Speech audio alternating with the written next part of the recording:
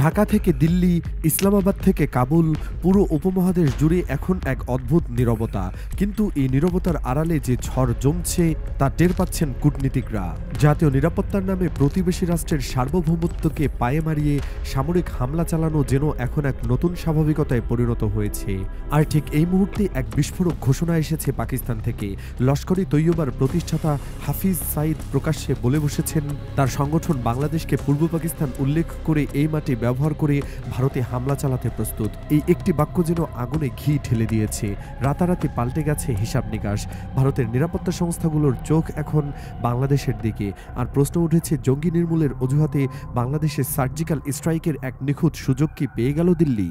এই প্রশ্নের উত্তর খুঁজতে গেলে তাকাতে হবে সাম্প্রতিক ইতিহাসের দিকে। সন্ত্রাসবাদের দোহাই দিয়ে সীমান্ত পেরিয়ে সামরিক হামলা চালানো এই অঞ্চলে এখন প্রায় প্রতিষ্ঠিত প্রক্রিয়া। ভারত, পাকিস্তান, ইরান তিন আঞ্চলিক শক্তি প্রমাণ করেছে নিজেদের নিরাপত্তার প্রশ্নে তারা আন্তর্জাতিক আইন বা প্রতিবেশীর সার্বভৌমত্ব তোয়াক্কা করে না। সবচেয়ে তাজা উদাহরণ গত মে মাসের অপারেশন সিন্দুর। জয়শে মোহাম্মদের ঘাঁটিতে ভারতের বিমান হামলা ছিল এক স্পষ্ট বার্তা। তৃতীয় নিরাপত্তার প্রশ্নে ভারত আর কোনো ভূখণ্ডের সীমানাকে সম্মান জানাতে রাজি নয়। আত্মরক্ষা এবং প্রিএমটিভ স্ট্রাইক নীতির মাধ্যমে তারা এই পদক্ষেপের যৌক্তিকতা প্রতিষ্ঠা করেছে। একইভাবে পাকিস্তান তেহরিকে তালেবান পাকিস্তানের হামলার জবাবে আফগানিস্তানের অভ্যন্তরে সামরিক অভিযান চালিয়েছে। তাদের যুক্তি, যেহেতু আফগান সরকার টিটিপি নিয়ন্ত্রণে অক্ষম, তাই নিজের নিরাপত্তা নিশ্চিত করতে সামরিক পদক্ষেপ অপরিহার্য। ভারতের ক্ষেত্রেও এই একই চিত্র দেখা গেছে। উত্তর পূর্বাঞ্চলের বিদ্রোহী গোষ্ঠী যেমন উলফা বা ANC এর ঘাঁটিতে হামলা চালাতে ভারত অতীতে মিয়ানমারের অভ্যন্তরেও সীমিত সামরিক স্ট্রাইক চালিয়েছিল। এই পদক্ষেপগুলো প্রমাণ করছে ভারতের নিরাপত্তা কৌশল শুধু পাকিস্তান নয়, পূর্বাঞ্চলীয় সীমান্তেও একই ধরনের সামরিক নীতি গ্রহণে বদ্ধপরিকর। সর্বশেষ এবং বিস্ময়কর সংযোজন হল ইরানের ক্ষেপণাস্ত্র হামলা। সন্ত্রাসবাদের অজুহাতে ইরান পাকিস্তানের অভ্যন্তরে ক্ষেপণাস্ত্র হামলা চালিয়েছে। জবাবে পাকিস্তানও সামরিক প্রতিশোধ নিয়েছে। এই ধারাবাহিক ঘটনা প্রবাহ স্পষ্ট করে দেয়, রাষ্ট্রগুলো এখন সন্ত্রাসবাদের অজুহাতে অন্য দেশের মাটিতে সামরিক আগ্রাসনকে নিজেদের বৈধ অধিকার বলে মনে করছে। এমত অবস্থায় হাফিজ সাঈদের মতো ব্যক্তির পক্ষ থেকে বাংলাদেশ ব্যবহার করে ভারতে হামলার ঘোষণা ভারতের নিরাপত্তা সংস্থাগুলোর জন্য গুরুতর সতর্কবার্তা। ভারতীয় গণমাধ্যমের প্রতিবেদন অনুযায়ী লস্কর-ই তৈয়বা বাংলাদেশের স্থানীয় যুবকদের উগ্রবাদী করে তোলার এবং সন্ত্রাসী কার্যকলাপের জন্য প্রশিক্ষণের চেষ্টা করছে। ভারত যদি এই বিশ্বাসে পৌঁছায় যে বাংলাদেশ সরকার এই গোষ্ঠীকে নির্মূল করতে অনিচ্ছুক বা অক্ষম, তবে তারা যে কোনো মুহূর্তে সামরিক স্ট্রাইকের অজুহাত তৈরি করতে পারে। ভারতের অভ্যন্তরে সাম্প্রতিক এক রাজনৈতিক বিশ্লেষক বাংলাদেশকে কিউবা বা ইউক্রেনের সঙ্গে তুলনা করছেন।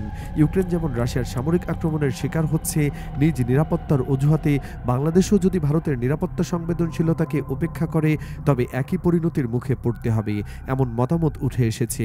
রাষ্ট্রীয় পর্যায়ে এমন কথা উচ্চারিত হলে বিষয়টিকে হালকাভাবে নেওয়ার কোনো সুযোগ নেই। এই সংকটের জন্ম দিচ্ছে সাম্প্রতিক ভূরাজনৈতিক টানাপোড়েন। বাংলাদেশের সঙ্গে ভারতের দ্বিপাক্ষিক সম্পর্ক বর্তমানে ইতিহাসের সবচেয়ে দুর্বল পর্যায়ে। এর বিপরীতে বাংলাদেশ কৌশলগতভাবে পাকিস্তান এবং চীনের সঙ্গে সামরিক ও কূটনৈতিক সম্পর্ক জোরদার করছে। পাকিস্তানের সামরিক উচ্চপদস্থ কর্মকর্তাদের নিয়মিত বাংলাদেশ সফর এবং সরকারের উচ্চ পর্যায়ের কর্মকর্তাদের সাথে বৈঠক ভারতের জন্য বড় কৌশলগত উদ্বেগের কারণ সৃষ্টি করেছে। এই ঘনিষ্ঠতাকে তারা আঞ্চলিক নিরাপত্তার বিরুদ্ধে এক কৌশলগত জোট হিসেবে দেখছে। ভারতের সবচেয়ে দুর্বল সংযোগ হল শিলিগুড়ি করিডোর বা চিকেন নেক। এই করিডোরটি বাংলাদেশের সীমান্ত থেকে মাত্র কয়েক কিলোমিটার দূরে এবং এটি ভারতের উত্তর পূর্বাঞ্চলকে মূল ভূখণ্ডের সঙ্গে যুক্ত রেখেছে। এই সংকীর্ণ অংশের নিরাপত্তা নিয়ে ভারত বরাবরই উদ্বিগ্ন। সম্প্রতি খবর এসেছে, এই করিডোর সুরক্ষিত রাখতে ভারত আশপাশে 3টি নতুন সামরিক ঘাঁটি তৈরি করেছে। এই সময় বাংলাদেশও এই অঞ্চলে যুদ্ধবিমান রাখার জন্য হ্যাঙ্গার তৈরির খবর ভারতীয় গণমাধ্যমে প্রকাশিত হয়েছে। গেল মাসে বাংলাদেশের সেনাপ্রধান চিকেন নেকের কাছাকাছি এলাকা পরিদর্শনে এই অঞ্চলে এক থমথমে পরিস্থিতি তৈরি করেছে বলে অনেক ভারতীয় বিশ্লেষক মনে করেন। ভারতের অভ্যন্তরে বরাবর এই আশঙ্কা প্রকাশ পেয়েছে যে চট্টগ্রাম বন্দর এবং রংপুর অঞ্চলে যদি বিরূপ শক্তির প্রভাব বাড়ে তবে ভারতের কৌশলগত অবস্থান দুর্বল হবে।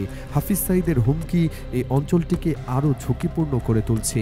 মাস কয়েক আগে ভারতীয় গণমাধ্যমে খবর এসেছিল, কক্সবাজারের রোহিঙ্গা ক্যাম্পে পাকিস্তান ভিত্তিক কিছু গোষ্ঠী রোহিঙ্গাদের প্রশিক্ষণ দিচ্ছে, যার উদ্দেশ্য ভারতের উত্তর পূর্বাঞ্চল এবং সেভেন সিস্টার্সে অস্থিরতা সৃষ্টি করা। ভারত বাংলাদেশ সীমান্ত দীর্ঘ এবং এর বড় অংশ অরক্ষিত, যা অনুপ্রবেশ এবং সন্ত্রাসীদের লুকিয়ে থাকার সুযোগ করে দেয়। রোহিঙ্গা ক্যাম্পের খবর এবং লস্করে তৈয়বার নতুন হুমকির মধ্যে যোগসূত্র খুঁজে পেলে ভারত নিজেদের নিরাপত্তাকে আরও বিপন্ন মনে করতে পারে এবং যে কোনো আগাম সামরিক পদক্ষেপকে বৈধতা দেওয়ার চেষ্টা করতে পারে। মাস কয়েক আগে ভারতের এক নেতা আক্ষেপ করে বলেছিলেন 1971 সালে বাংলাদেশকে ভারতের সাথে যুক্ত না করাটা ভুল ছিল, যার প্রায়শ্চিত্ত এখনও করা যেতে পারে। দিন যত যাচ্ছে ভারতের সঙ্গে বাংলাদেশের তিক্ততা ততই বাড়ছে।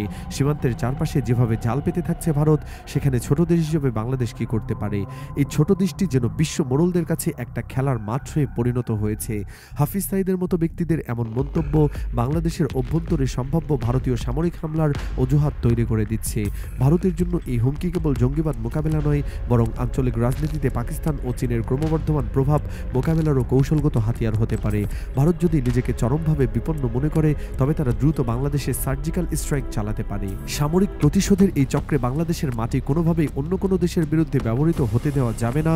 বাংলাদেশের উচিত কূটনৈতিকভাবে কঠোর অবস্থান নিয়ে শক্তিশালী পদক্ষেপ নিশ্চিত করা, অন্যথায় এই ভূরাজনৈতিক টানাপোড়েনে বাংলাদেশ তার সার্বভৌমত্বকে চরম ঝুঁকিতে ফেলতে পারে, ঠিক যেমন ইউক্রেন তার অস্তিত্ব সংকটে পড়েছে।